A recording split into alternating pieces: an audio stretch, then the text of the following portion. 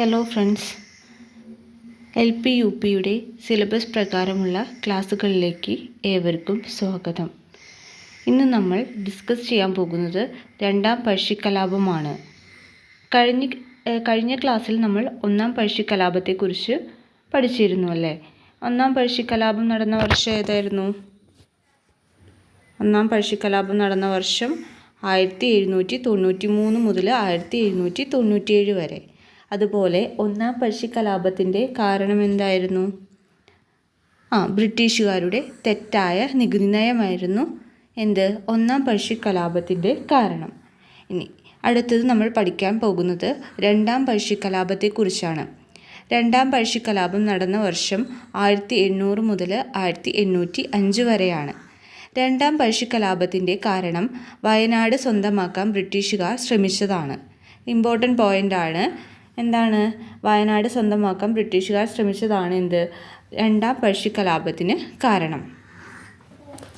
അതായത് 1799 ശ്രീരംഗപട്ടണത്തിൻ്റെ പതനത്തെ തുടർന്ന് ഒപ്പുവെച്ച വിഭജന ഉടമ്പടി പ്രകാരം മൈസൂർ ഭരണാധികാരി ബ്രിട്ടീഷുകാർക്ക് വയനാട് വിട്ടുകൊടുത്തിരുന്നു. വയനാട് കൈവശപ്പെടുത്താനുള്ള ബ്രിട്ടീഷ് നീക്കമായിരുന്നു രണ്ടാം പഴശ്ശിക്കലാപത്തിൻ്റെ പ്രധാന കാരണം. അതായത് നമ്മൾ പഠിച്ചിരുന്നു, ശ്രീരംഗപട്ടണ ഉടമ്പടിയിൽ മലബാർ ബ്രിട്ടീഷുകാർക്ക് വിട്ടുകൊടുത്തിരുന്നു. അതിൽ വയനാട് ഉണ്ടെന്നതാണ് സത്യമായിരുന്നത്. പക്ഷേ പഴശ്ശിരാജ എന്ത് പറഞ്ഞു? ആളുടെ കോട്ടയം രാജവംശം വയനാട്ടിലാണ് ഉണ്ടായിരുന്നത്. അതായത് ഈ പോർഷനിലാണ് ഉണ്ടായിരുന്നത്. അപ്പോൾ പഴശ്ശിരാജ വയനാട് തൻ്റേതാണെന്ന് അവകാശപ്പെടുകയും വയനാട് പിടിച്ചെടുക്കാനുള്ള ബ്രിട്ടീഷുകാരുടെ എല്ലാ ശ്രമങ്ങളെയും ചെറുക്കുകയും ചെയ്തു.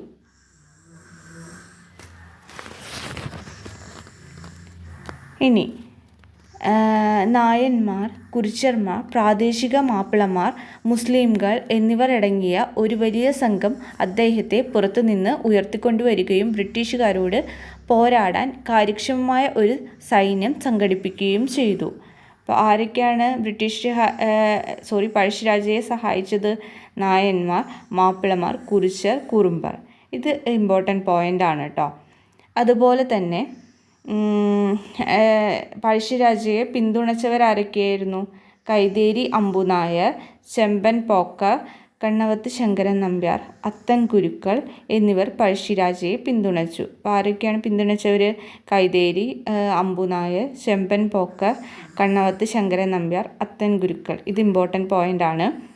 ഇനി കുറിച്യരുടെ നേതാവായിരുന്നു ആര്? തലക്കൽ ചന്തു. അതുപോലെ നായരുടെ നേതാവ് എന്ന് പറയുന്നത് എടച്ചേന കുങ്കൻ. 1800 മലബാർ, സൗത്ത് കാനറ, മൈസൂർ എന്നിവിടങ്ങളിലെ ബ്രിട്ടീഷ് സേനയുടെ കമാൻഡർ ഇൻ ചീഫായിട്ട് സർ ആർതർ വെല്ലസ്ലിയെ നിയമിച്ചു. ഈ ആർതർ വെല്ലസ്ലിയും പഴശ്ശിരാജാവും തമ്മിലുള്ള യുദ്ധമായിരുന്നു കൊട്ടിയോട്ട് യുദ്ധം എന്നറിയപ്പെട്ടിരുന്നത്. കൊട്ടിയോട്ട് യുദ്ധം നടത്തിയത് ആരൊക്കെ തമ്മിലായിരുന്നു? ആർതർ വെല്ലസ്ലിയും പഴശ്ശിരാജാവും തമ്മിൽ. അതിൽ പഴശ്ശിരാജാവായിരുന്നു വിജയിച്ചിരുന്നത്. ഈ ആർതർ വെല്ലസ്ലിയാണ് പിന്നീട് നെപ്പോളിയനെ പരാജയപ്പെടുത്തിയ വെല്ലിംഗ്ടൺ പ്രഭു എന്ന് പറയുന്നത് ഈ ആർതർ വെല്ലസ്ലിയാണ്. നെക്സ്റ്റ് പോയിന്റ് എന്ന് പറയുന്നത് ബ്രിട്ടീഷുകാരെ സഹായിക്കുന്ന പ്രാദേശിക സൈനികർ അറിയപ്പെട്ടിരുന്നത് കോൽക്കാർ എന്നായിരുന്നു. ബ്രിട്ടീഷുകാരെ സഹായിക്കുന്ന പ്രാദേശിക സൈനികർ അറിയപ്പെട്ടിരുന്നത് കോൽക്കാർ. ഈ പോയിന്റ് ഇമ്പോർട്ടൻ്റ്. ഇത് രണ്ടാം പഴശ്ശി വിപ്ലവത്തിൻ്റെ ഭാഗമായി പനമരം കോട്ട 1802 പിടിച്ചെടുത്തത് എടച്ചേന കുങ്കനും തലക്കൽ ചന്തും കൂടി ചേർന്നായിരുന്നു. പനമരം കോട്ട പിടിച്ചെടുത്ത വർഷം 1802. ആരൊക്കെയായിരുന്നു? എടച്ചേന കുങ്കനും തലക്കൽ ചന്തും. ഇവർ ഇതിനു വേണ്ടി ഉപയോഗിച്ചിരുന്ന യുദ്ധമുറ എന്ന് പറയുന്നത് ഗറില്ല യുദ്ധമാണ്. തലക്കൽ ചന്തു എന്ന് പറയുന്നത് കുറിച്യരുടെ നേതാവായിരുന്നു. കുറിച്യർ എന്ന് പറഞ്ഞു കഴിഞ്ഞാൽ ബ്രിട്ടീഷുകാർക്കെതിരെ പൊരുതാൻ പഴശ്ശിരാജാവിനെ സഹായിച്ച ആദിവാസി വിഭാഗമാണ് കുറിച്യർ. അതുപോലെ എടച്ചേന കുങ്കൻ എന്ന് പറയുന്നത് നായന്മാരുടെ ലീഡർ, അവർ റെപ്രസെൻ്റ് ചെയ്തിട്ടുള്ള ലീഡറായിരുന്നു എടച്ചേന കുങ്കൻ.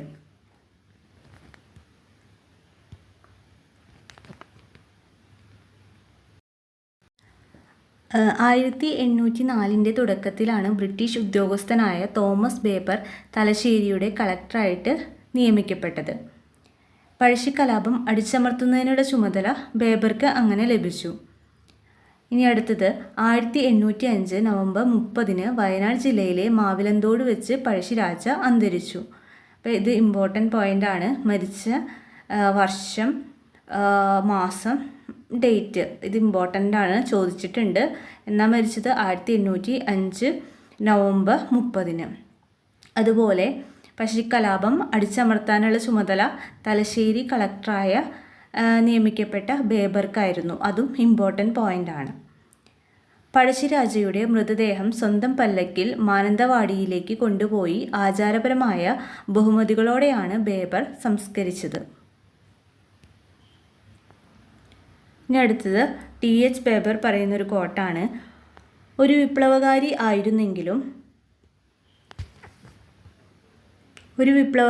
ആയിരുന്നെങ്കിലും വീണുപോയ ശത്രു എന്നതിലുപരി രാജ്യത്തിൻ്റെ സ്വാഭാവിക തലവന്മാരിൽ ഒരാളായി അദ്ദേഹത്തെ കണക്കാക്കാം.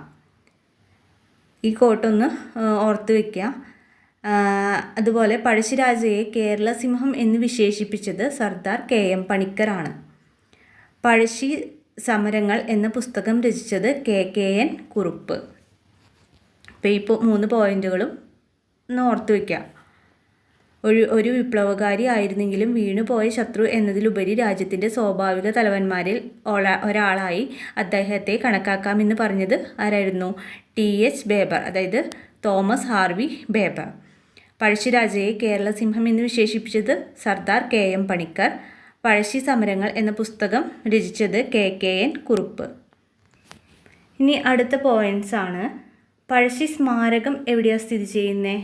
മാനന്തവാടിയിലാണ് പഴശ്ശി സ്മാരകം സ്ഥിതി ചെയ്യുന്നത്. അതുപോലെ പഴശ്ശി ഡാം സ്ഥിതി ചെയ്യുന്നത് കണ്ണൂർ. പഴശ്ശി മ്യൂസിയം കോഴിക്കോട്. പഴശ്ശി സ്മാരക കോളേജ് സ്ഥിതി ചെയ്യുന്നത് പുൽപ്പള്ളി. ഈ പോയിൻറ്റ്സൊക്കെ ഒന്ന് പഠിച്ചു വയ്ക്കുക. അടുത്തത് പഴശ്ശിരാജനെ കുറിച്ചുള്ള മൂവീസാണ്. പഴശ്ശിരാജ എന്ന മൂവി 1964 ഇറങ്ങിയതാണ്. അതിൻ്റെ സംവിധാനം കുഞ്ചോക്കോ ആയിരുന്നു. അതുപോലെ പഴശ്ശിരാജയായിട്ട് വേഷമിട്ടത് കൊട്ടാരക്കര ശ്രീധരൻ നായരായിരുന്നു. അതുപോലെ അടുത്ത മൂവി, ഇത് നിങ്ങൾക്ക് കേട്ടുപരിചയമുള്ള മൂവിയായിരിക്കും, 2009 പുറത്തിറങ്ങിയ കേരളവർമ്മ പഴശ്ശിരാജ. അതിൻ്റെ സംവിധാനം ഹരിഹരൻ. പഴശ്ശിരാജയായിട്ട് അഭിനയിച്ചത് മമ്മൂട്ടി.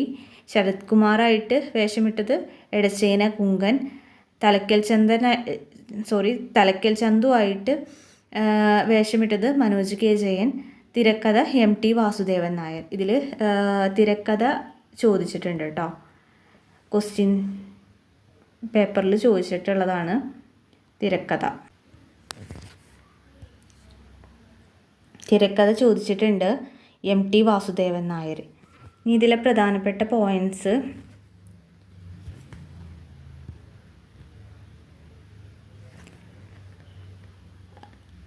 1804 തുടക്കത്തിൽ ബ്രിട്ടീഷ് ഉദ്യോഗസ്ഥനായ തോമസ് ബേബർ തലശ്ശേരിയുടെ കളക്ടറായി നിയമിക്കപ്പെട്ടു. ഇതിൽ വർഷം ഇമ്പോർട്ടൻ്റ് അല്ല, പക്ഷേ തലശ്ശേരിയുടെ കളക്ടറായിട്ട് തോമസ് ബേബർ നിയമിക്കപ്പെട്ട കാര്യം ഇമ്പോർട്ടൻ്റ് പോയിൻ്റാണ്.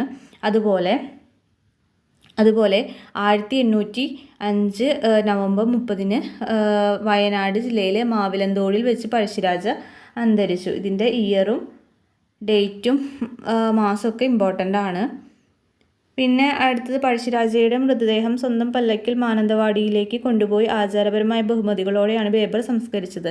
ഈ പോയിൻ്റൊക്കെ ഒന്ന് വായിച്ചു പോവാം. അതുപോലെ ഈ കോട്ടൊന്ന് നോക്കി വയ്ക്കാം. ഇന്നത്തെ വീഡിയോ ഇത്രയേ ഉള്ളൂ. Thank you. അടുത്ത ക്ലാസ്സിൽ നമുക്ക് അടുത്തൊരു ഭാഗം പഠിക്കാം. വീഡിയോ ഇഷ്ടമായാൽ സബ്സ്ക്രൈബ് ചെയ്യാം.